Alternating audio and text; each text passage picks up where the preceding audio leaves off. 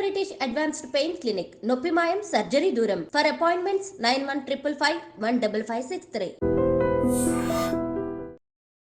నమస్తే, welcome to iDream inside politics with కవిత.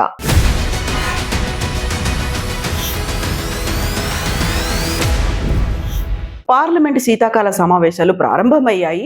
అయితే సజావుగా మాత్రం సాగట్లేదు. దానికి ప్రధాన కారణం భారత పారిశ్రామికవేత్త గౌతమ్ అదానీ మీద అమెరికా అభియోగాలు నమోదు చేయడంతో ఆయన్ని అరెస్ట్ చేయాలి అంటూ చర్చకు పట్టుపడుతున్నాయి విపక్షాలు. అయితే ప్రభుత్వం ఎందుకు దాన్ని దాటవేస్తోంది? అసలు ఏం జరిగింది?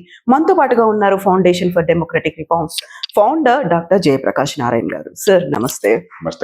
సార్, అదానీ ఇష్యూ అనేది చాలా పెద్ద ఎత్తున జరుగుతుంది. అందులో పార్లమెంట్ సమావేశాలు, మొండి పట్టుదల విపక్షాలు, అంతే పట్టుదలతో ప్రభుత్వం ఉంది. ఏం జరుగుతోంది సార్ అసలు? ముందు దీన్ని కొంచెం రాజకీయాల నుంచి వేరు చేయాలి. మనకేమవుతుందంటే మొదటి నుంచి కూడా ఇందిరాగాంధీ గారి మీద వచ్చిన ఆరోపణలు కావచ్చు, నగరవాళ్ళ కేసు మరొకటి కావచ్చు,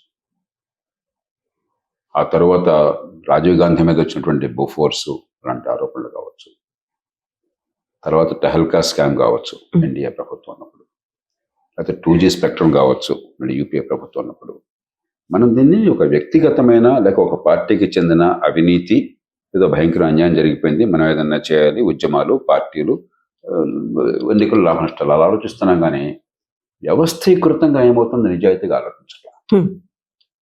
వాళ్ళని దింపేస్తున్నాం. ఇందిరాగాంధీ 70 ఏళ్ళు దించేసాం, అద్భుతం విప్లవం వస్తుంది అనుకున్నాం, విప్లవం ఏం రాలేదు. అలాగే రాజీవ్ గాంధీని బోఫోర్స్ కారణంగా 89లో దించేసాం, అవినీతి పోతుంది అనుకున్నాం, ఏం పోలే. ఇంకా ఎంత పెరుగుతోంది కానీ తగ్గటం లేదు. తను ఫేజ్ గ్రేడ్స్ అన్ని మార్చుకుంది. అలాగే 2G స్పెక్ట్రమ్ అప్పుడు పెద్ద ఉద్యమం జరిగింది, ప్రభుత్వం మారింది. ఆ తర్వాత ఎన్నికల్లో మరి ఇండియా అగేన్స్ట్ కరప్షన్ పేరుతో వాళ్ళు రాజ్యాధికారంలోకి వచ్చారు ఢిల్లీలో, రకరకాల జరిగినాయి. కానీ అవినీతికి ఏమో అడ్డుకట్టపడలా. అంటే మనం కొంచెమైనా పక్షపాత రాజకీయాలని పక్కన పెట్టి వ్యవస్థీకృతంగా ఆలోచించకపోతే ఇంక అడుగు ముందుకు వెళ్ళకపోతున్నాం. అదానీ కేసు తీసుకోండి, మనందరికీ తెలిసి దేశంలో అదానీయా, అంబానీయా, మరొకళ్ళ పేరు పక్కన పెట్టండి. మనకి ఇవాళ అవినీతి లేకపోతే ఫైళ్లు కదలవు ఈ దేశంలో చాలా మటుకన్న సంగతి తెలియని వాళ్ళు ఎవరు ఉన్నారా? మెడమే తలకాయన ప్రతి ఒక్కరికి తెలుసు. కాంట్రాక్టుల్లో కానీ, ఒప్పందాల్లో కానీ, ప్రొక్యూర్మెంట్లో కానీ ప్రభుత్వం మరో చోట ఎక్కడ వీలుంటే అక్కడ విశృంఖలంగా కమిషన్ల బేసిస్ మీద డబ్బులు తింటూ ఈ దేశంలో వచ్చేసింది. విత్తు ముందా చెట్టు ముందా? ఖచ్చితంగా అవినీతిని అదుపు చేయడం కోసం కఠినమైన చర్యలు తీసుకోవాలి. దానిలో అసలు ఇంకో చర్చకు అవకాశం లేదు. కానీ పార్టీల ముందున్న సమస్య ఏంటి? 2 సమస్యలు ఉన్నాయి ఇప్పుడు వాళ్ళకి. ఒక సమస్య ఏమో వీళ్ళే ఎన్నికల్లో ఖర్చు కోసం డబ్బులు తీసుకుంటున్నారు. దొరికిన వాడిని దొంగగా చిత్రించి మనం గొడవ చేయొచ్చు, కానీ అన్ని పార్టీలు, ప్రధాన పార్టీలు ఎన్నికల్లో అక్రమంగా 1000 కోట్లు ఖర్చు పెడుతున్నాయి. అది మనందరికీ తెలిసిన బహిరంగ రహస్యం. ఈ డబ్బుల సేకరణ సహజంగానే నీకేదో తిరిగి ఆశ చూపెట్టి వాడి దగ్గర నుంచి బలవంతంగా వసూలు చేయడం తప్ప ఇంకో మార్గం లేదు. కాబట్టి ఈ పార్టీలకి, ఈ ప్రభుత్వాలకి మనమే చేస్తున్నాము అన్న సంగతి తెలుసు. రెండోది, ఇప్పుడు సమస్య ఏంటి? లైసెన్స్ పర్మిట్ రాజ్యం అప్పుడు ప్రభుత్వం ఆశ్రయంతో పెద్దవాళ్ళైనారు. రిలయన్స్ ప్రధానంగా పెరిగింది లైసెన్స్ పర్మిట్ రాజ్యాన్ని ఉపయోగించుకోవటం వల్ల. అక్కడ ఇవ్వాల్సిన వాళ్ళకి ముడుపులు ఇవ్వటము, కావాల్సినటువంటి రాయితీలు పొందటము, మిగతా వాళ్ళకి లేకుండా గుత్తాధిపత్యం రావటం పెరిగారు. 91 తర్వాత కొంతమేర కన్నా పోటీ వచ్చింది. ఇప్పుడేమైంది? ఈ పెద్ద కంపెనీలు భారతదేశంలో అదానీ కావచ్చు, అంబానీ కావచ్చు, టాటా కావచ్చు, వీళ్ళందరూ కూడా, టాటాలు ఇంత దీనిలో మిలాఖత్ కాల ఇంత అవినీతిలో గతి లేక కొన్ని సందర్భాల్లో పాల్పడి ఉండొచ్చు. కానీ వీళ్ళందరూ కూడా దేశంలో మౌలిక సదుపాయాల కోసం కొన్ని లక్షల కోట్ల పెట్టుబడికి సిద్ధంగా ఉన్నారు. ఇవాళ దేశానికి పెట్టుబడి అవసరం. ఇప్పుడు రాజకీయ వ్యవస్థకు కానీ, మన పాలనా వ్యవస్థకు కానీ మన ముందున్న సంకటం ఏమిటంటే, వీళ్ళ మీద చర్య తీసుకోకపోతే అంతర్జాతీయంగా చెడు పేరు వస్తుంది, ప్రజాస్వామ్యం దెబ్బతింటుంది, పెట్టుబడులు ఆగిపోతాయి. ఇప్పుడు అమెరికా నుంచి మనకు ఒత్తిడి ఏమిటి? కేసు సంగతి పక్కన పెట్టండి, వెంటనే ఆ టోటల్ ఎనర్జీ ఫ్రాన్స్ నుంచి ఉన్న కంపెనీ ఇక మేము అదానిలో పెట్టుబడులు పెట్టడం తెలియదాకా అని చెప్పన్నారు. నిన్న ఎప్పుడో 2 రేటింగ్ ఏజెన్సీస్ వాళ్ళ రేటింగ్ తగ్గించారు. అంటే ఏమిటి? ఈ కంపెనీలకు మన దేశంలో పెట్టుబడుల కోసం డబ్బులు సేకరించే అవకాశం కూడా తగ్గుతుంది. అంటే దేశం ఆర్థికంగా నష్టపోయే ప్రమాదం కనిపిస్తుంది. అలాగే వీడి మీద కఠినంగా చర్య తీసుకుంటే మరి ఏ కారణంగా డబ్బు కూడా పెట్టినా కూడా ఆ డబ్బుని దేశ ప్రయోజనాల కోసం ఉపయోగిస్తున్నప్పుడు వాళ్ళని దెబ్బ కొడితే మొహం మీద కోపంతో ముక్కును కోసుకుంటున్నాం అని భయం. క్యాచ్ 22 అంటాం. ఈవేళ మనం చిత్తశుద్ధితో దీన్ని ఒక అవకాశంగా తీసుకోకపోతే సంక్షోభాన్ని ఆర్థికంగానూ నష్టపోతాం, రాజకీయంగానూ సంస్కరణలకి మరింత ఆలస్యం అవుతుంది. ఇవాళ తెలంగాణలో కావచ్చు, ఆంధ్రప్రదేశ్లో కావచ్చు, కర్ణాటక కావచ్చు, తమిళనాడు కావచ్చు, మనందరికీ తెలుసు కదా, 25-30 కోట్ల రూపాయల ఖర్చు లేకుండా అసెంబ్లీలో పోటీ సాధ్యం కాదని ప్రధాన పార్టీలకు.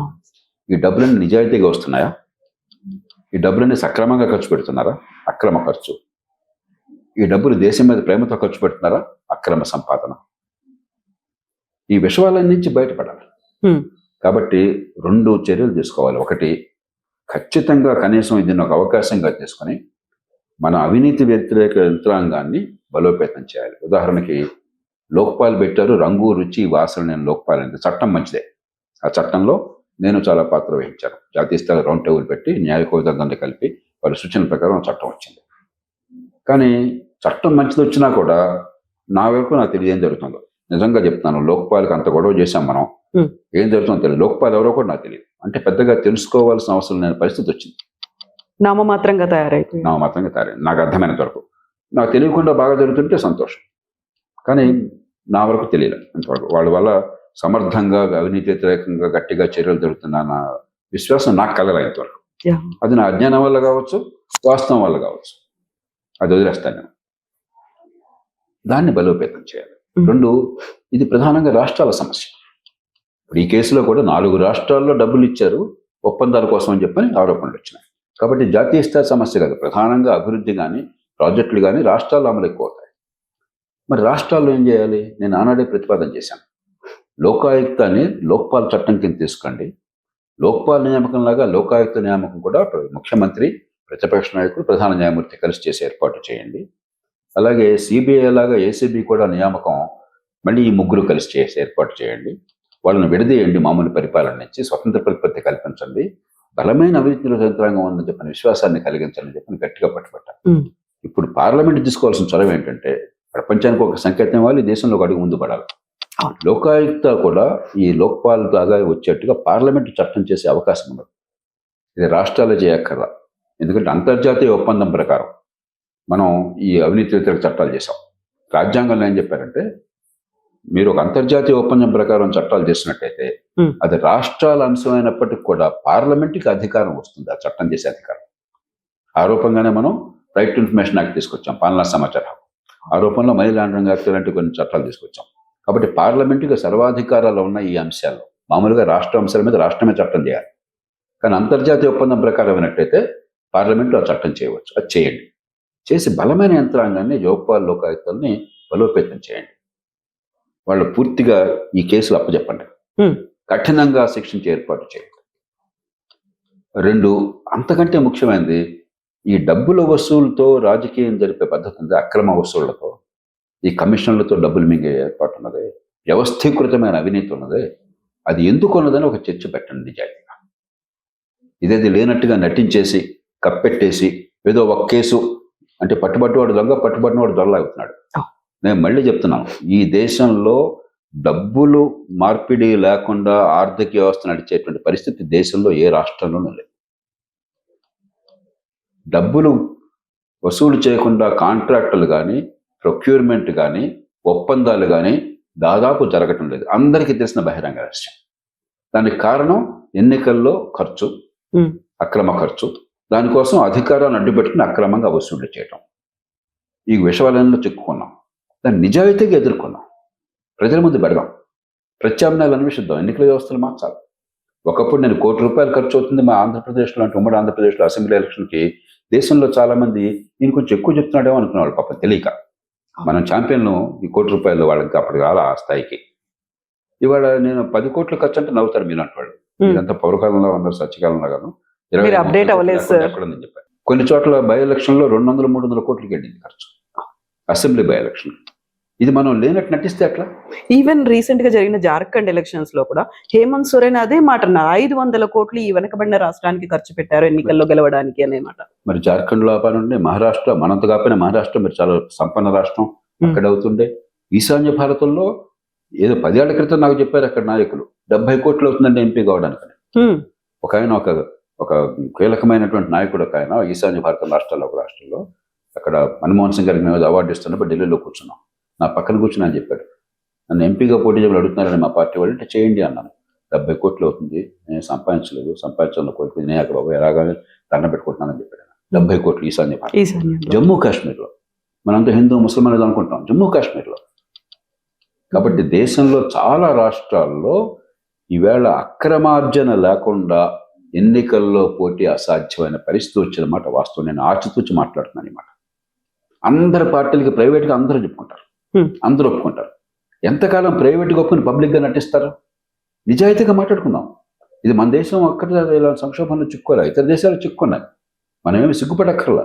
ప్రజాస్వామ్యంలో ఒక స్థాయిలో ఇది తప్పదు. అమెరికాలో టామినీ హాల్ పాలిటిక్స్ అనేవాళ్ళు, లేకపోతే మెషిన్ పాలిటిక్స్ అనేవాళ్ళు, క్లయింటలిజం అనేవాళ్ళు, అవినీతించే వాళ్ళు వ్యవస్థీకృత మార్పులలో బయటపడ్డారు. బ్రిటన్లో 19వ శతాబ్దంలో ఎంపీ పదవులు వేలం వేసేవాళ్ళు. వేలంపాట్లు ఎక్కువ వచ్చినా డబ్బులు పనిచేసి వాడికి ఎంపీ అయ్యేవాడు. కానీ దాని నుంచి బయటపడ్డారు, దాన్ని గుర్తించి. మనం అది చేయకుండా ధర్మపన్నాలు మాట్లాడి ఇదేదో రాజకీయ సమస్యగా మార్చి, మీరు అధికారులు అంటే మిమ్మల్ని ఇబ్బంది పెట్టడం, వాడి అధికారులు అంటే వాడిని ఇబ్బంది పెట్టడం, అంతతో సమస్య అయినట్టుగా.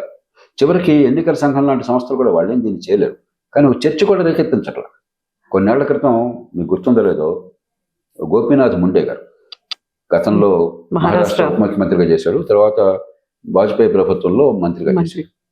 ఆయన ఏదో పాప నిజాయితీగా మాట్లాడుతూ బాంబేలో ఒక సమావేశంలో, ఎన్నికల్లో ఖర్చు విపరీతంగా పెరిగిపోతుందయ్యా, అన్యాయం అయిపోతుంది, ఏం చేయాలో తెలియట్లేదు, 8 కోట్లు ఖర్చు అయింది నాకు అని చెప్పాడు ఆయన లోక్సభకి.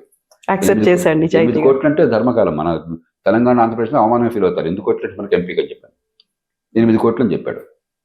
ఎన్నికల సంఘానికి విద్యుత్ ఉన్నట్టయితే దాన్ని ఒక అవకాశంగా తీసుకుని, ఇలా జరుగుతోంది, ఏం చేయాలి, మా వరకు మేము పనిచేస్తాం, పోలింగ్ బూతులు సరిగ్గా చూసుకుంటాము, లేకపోతే కౌంటింగ్ బాగా చేస్తాము, కానీ వెనకాల డబ్బులు పిల్లల తతంగం ఎట్లా ఉంటే దీనికి ఏదో ఒకటి చేయాలని చెప్పి చర్చ రేకెత్తించాలి కదా, చేయాలి.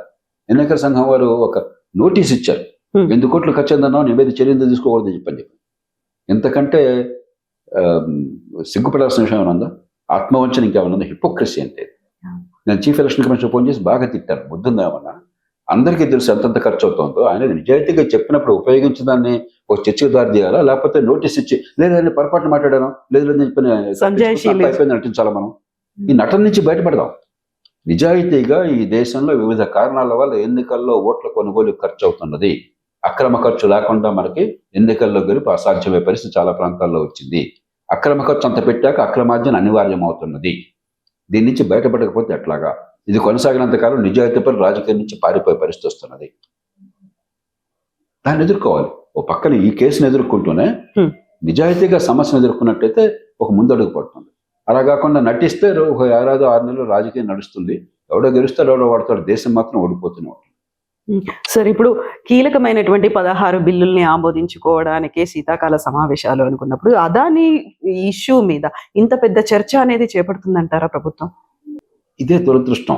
సంఖ్యాబలంతో నోరు మోయించే పరిస్థితి కూడా ఒకసారి ఎందుకు కాదు. ప్రధానమంత్రి మోదీ వ్యక్తిగతంగా అవినీతి పడడం దేశంలో ఎవరు అనుకోరు. ఆయన ప్రత్యర్థులు కూడా ఆ మాట అనలేరు. కాబట్టి వ్యవస్థలో ఉన్న దౌర్బల్యాలు నిజాయితీగా మనం అర్థం చేసుకుందాం. నేను కోరేది వాజ్పేయి గారు రోజు చెప్పేవాడు, ఏమైనా మనందరం అబద్ధంతో రాజకీయ జీవితం ప్రారంభిస్తున్నాము, ఎన్నికల పరిమితి లోపల ఖర్చు పెట్టాము, అంతకంటే ఎక్కువ పెట్టని చెప్పి ఒకసారి పెట్టిస్తున్నాము, అంత అబద్ధమే కదా అని రోజు అనేవాడు. ఆయన ప్రతిష్ట తగ్గల దానివల్ల. మోదీ గారికి ఇటీవల కాలంలో ఏ ప్రధానమంత్రికి అంత జనాకర్షణ ఉంది, బలము ఉంది. ఒక్కరోజు ఆయన చేయలేడు, ఇది సొంత వ్యవహారం కాదు. కానీ రాజకీయంగా ఏకాభిప్రాయం సాధించడానికి వాస్తవాలు ప్రజల ముందు పెట్టి, మనకి ఇష్టం ఉన్నా లేకపోయినా డబ్బులు ఖర్చు ఇంత విపరీతంగా లేకపోతే, ఎన్నికల్లో నీకు అవకాశం లేకపోతే దీన్ని మార్చకపోతే అట్లా అన్న చర్చను తీసుకురావడం ఆయన బాధ్యత. ఇది వ్యక్తిగతంగా డిఫెన్సివ్గా ఫీల్ అయిపోయి ఏదైనా నాకు నామోష్ అనుకోకూడదు. మరి ఆ రకంగా ఆలోచన చేస్తారని ఆశిద్దాం.